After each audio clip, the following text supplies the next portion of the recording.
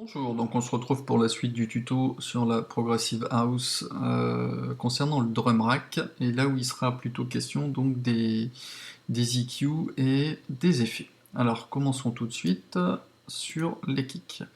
Donc je double-clique sur mon dossier kick pour faire apparaître mes deux kicks, et en bout de chaîne de ce sous-groupe de kick, je vais affecter des effets et notamment un compresseur. Je vais prendre le Loud Niles, on va le mettre en solo.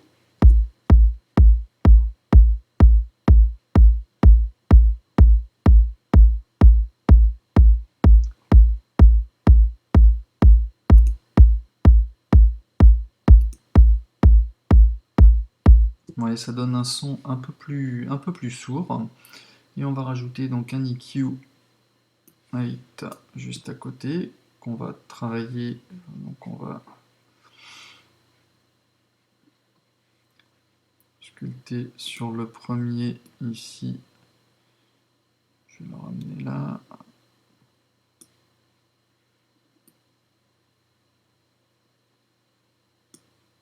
On va le rebooster un petit peu.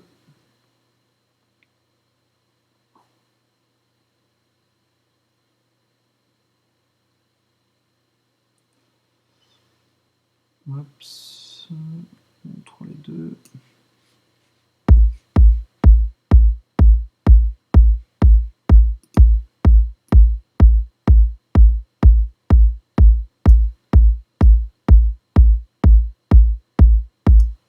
On va booster donc les graves. Et un petit chouille aussi dans la brillance.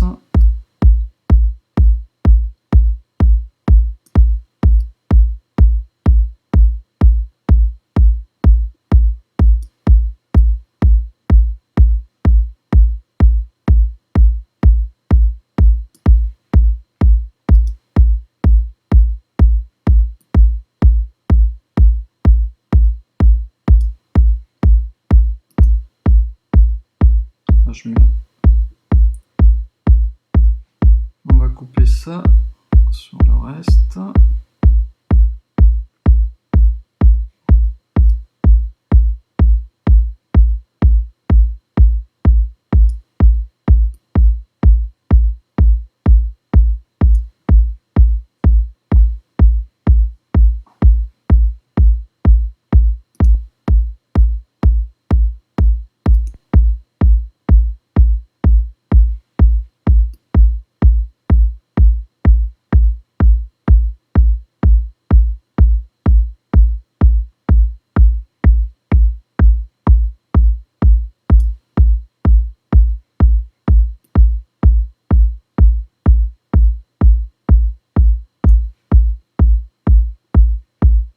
Moi, ça me convient bien.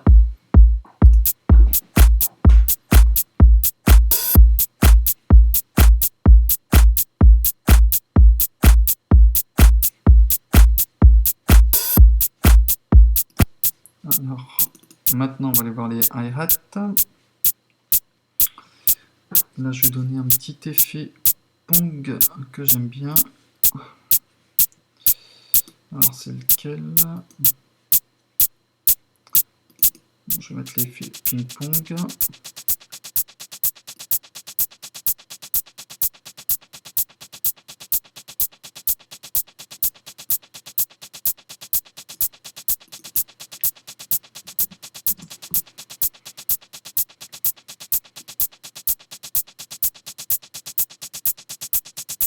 Sur une plus large étendue.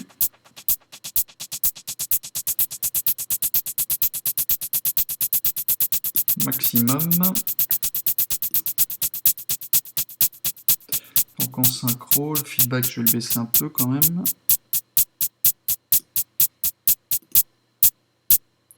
Vous voyez, en l'activant, ça nous fait rouler notre hi-hat.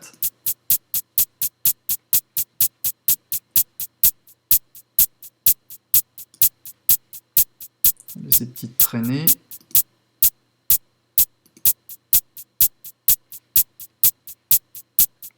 On va jeter une petite EQ aussi. Alors mon EQ.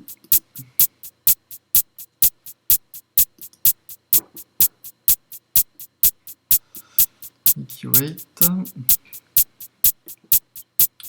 Alors sur le premier, on se bat à 200 à peu près.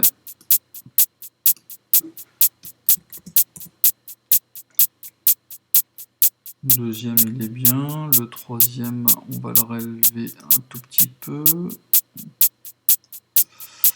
Et le quatrième, on va le remonter également.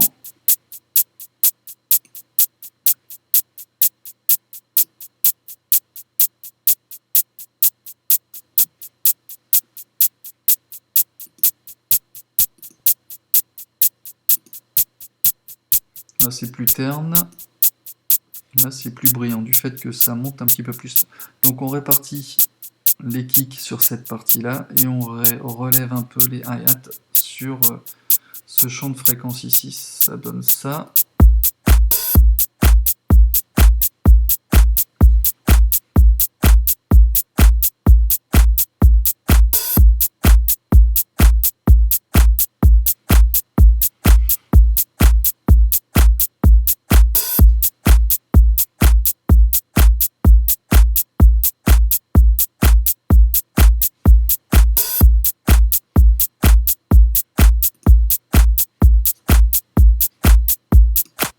Alors voyons maintenant les percussions et les snares. Je vais juste rajouter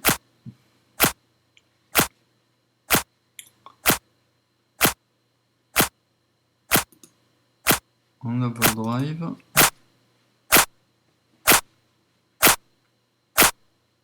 pour donner plus de présence.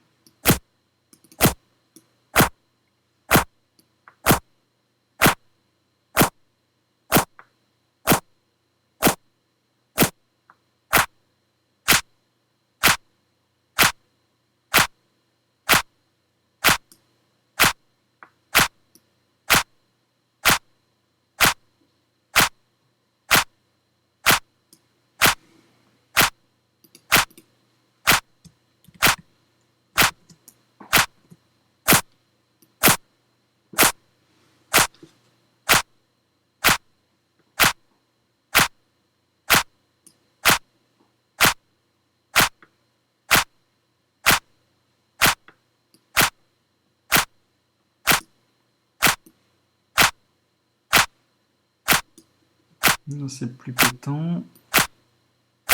On va moindrir un peu l'effet, 13%. Voyons ce que ça donne.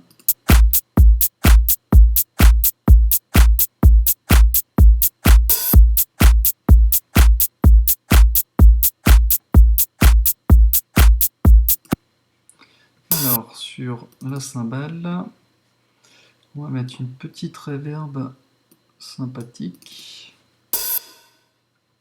Alors en low cut, moi ça c'est pas mal. Ça je touche rien au niveau du shape. On va mettre en haute qualité. Ça c'est bon, ça je touche rien.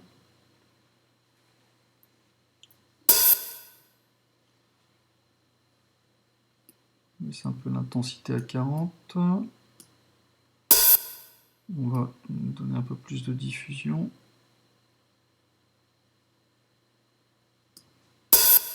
Et de réflexion.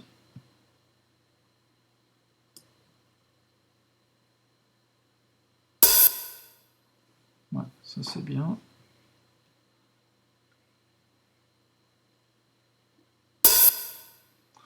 Ok, on va rajouter un petit effet de ping-pong pareil.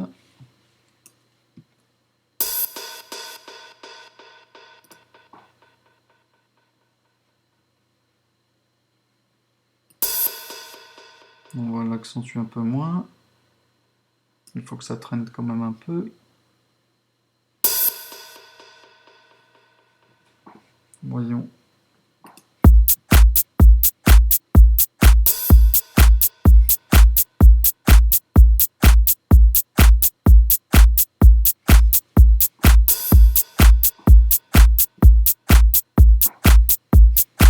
Alors ici on est un peu dans le rouge. J'aime bien en général descendre à -4. Ouais, non, pas -40, -4.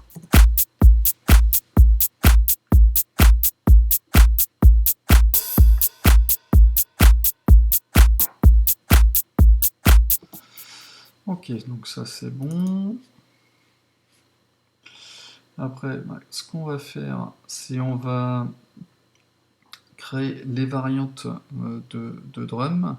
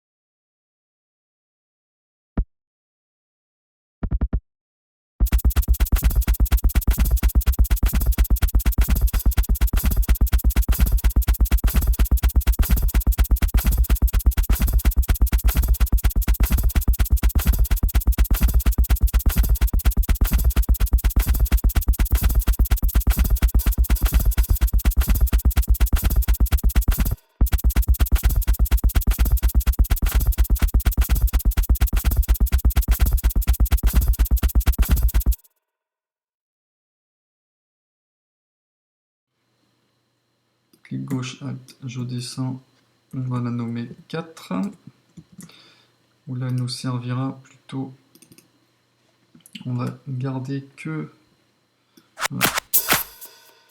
Alors ça on supprime, et on va garder que les hi-hat 6,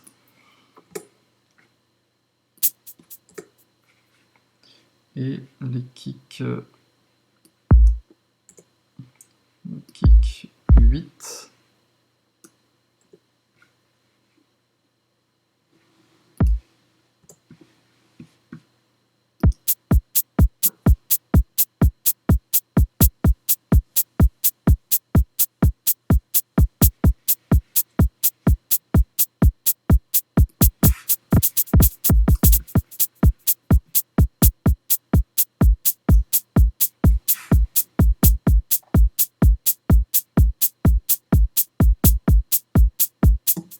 C'est quand même mieux.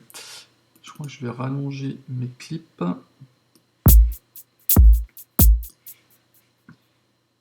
Ici. Hops.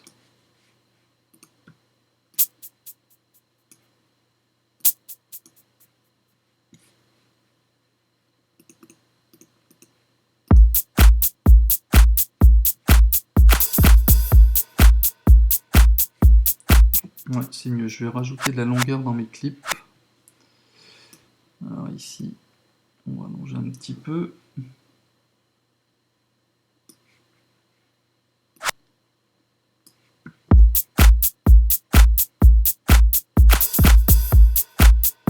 Ouais, c'est beaucoup mieux. Hop, pareil ici.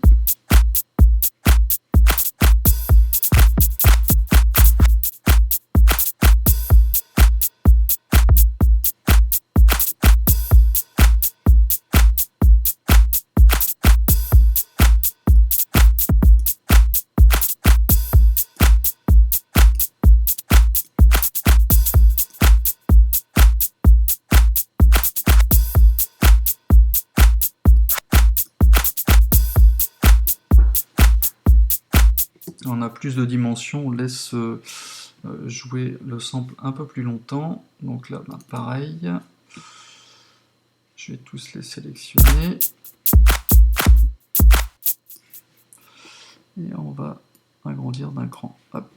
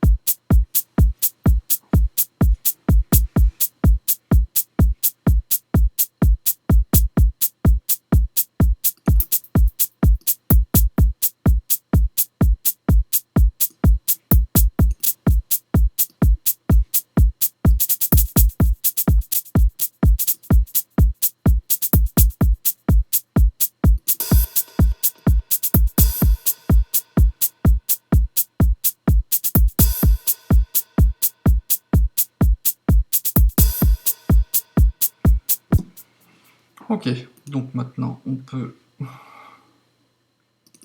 refaire un petit point là-dessus. Donc sur le kick, il est quoi ici? Comme ça. Sur le hi-hat, le snare et sur la cymbale.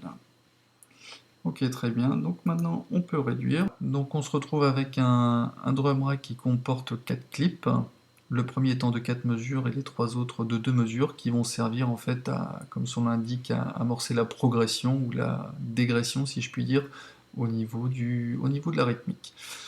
Donc c'en est tout pour la partie drum rack. Donc maintenant on va voir le petit ajout des instruments MIDI qu'on va convertir en audio pour ajouter un effet supplémentaire au sweep, pour ajouter aussi une autre percussion sur laquelle on va ajouter un autre effet particulier. Donc on voit ça tout de suite, donc je vous dis à bientôt pour la suite du tuto. Allez, ciao!